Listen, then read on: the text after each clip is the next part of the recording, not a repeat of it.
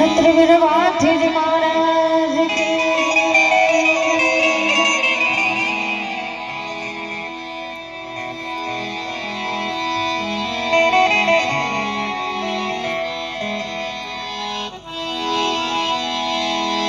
मेरा तो काम है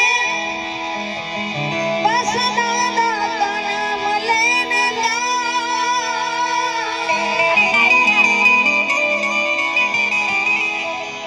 मेरा तो काम है बस मेरे भाती दादा का नाम लेने का। और दादा का काम है गिरते को थाम लेने का। और दादा का काम है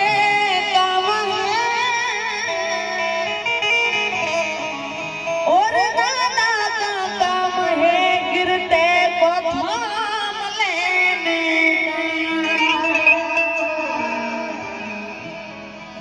दादा क्या राजना कर दे इसमें झोली मेरी भर दे, झोली मेरी भर दे यो भाग में लवा ले। झोली मेरी भर दे, झोली मेरी भर दे यो भाग में लवा ले। बेड़ा पार कर दे, बेड़ा पार कर दे, बेड़ा पार कर दे यो भाग में लवा ले।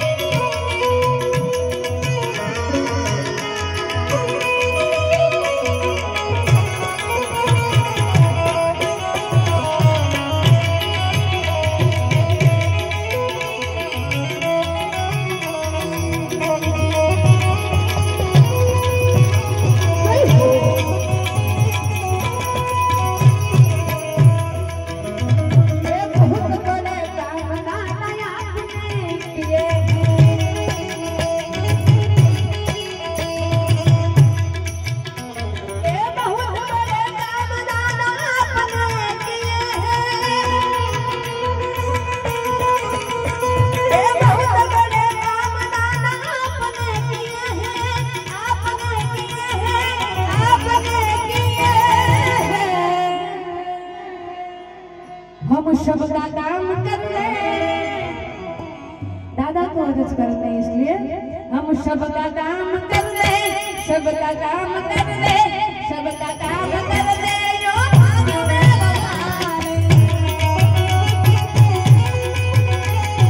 सबका काम कर ले, सबका काम कर ले, सबका काम कर ले। यो भाग में लगाए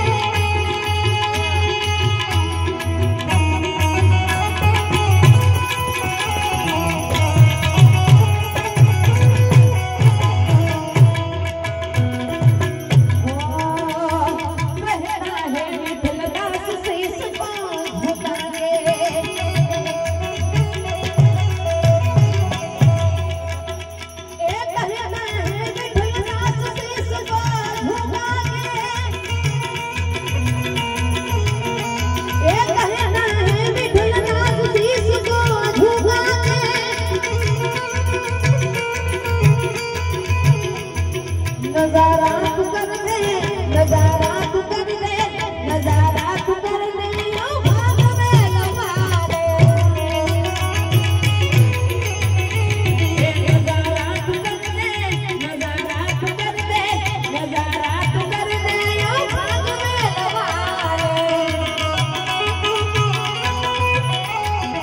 झोल में भर दे, झोल में भर दे, झोल में भर दे। यो भाग में लगाए हे भर दो जोली, हे भर दो जोली, हे भर दो जोली। यो भाग में लगाए यो भर के न जाऊं मैं खाली।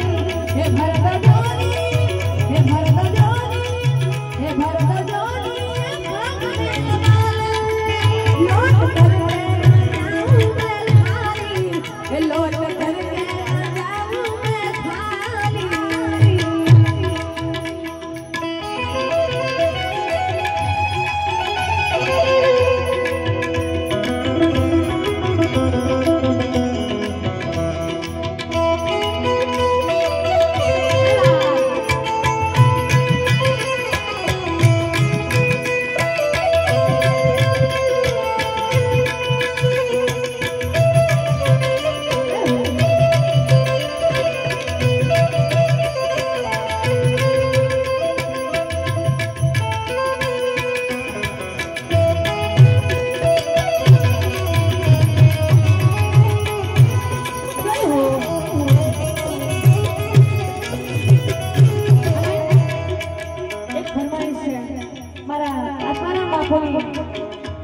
एक સરસ મજાનો ભજન જ્યારે પણ પહેલા ગાવા આવતી તો બાબુ મને એક ફરમાઈશ કરતા. આજે એ ભજનની રજૂઆત કરી છે ત્યારે ભોલા નહીં માને રે નહીં માને રિસાઈ ગયે ભંગિયા કો, રિસાઈ ગયે ભંગિયા કો.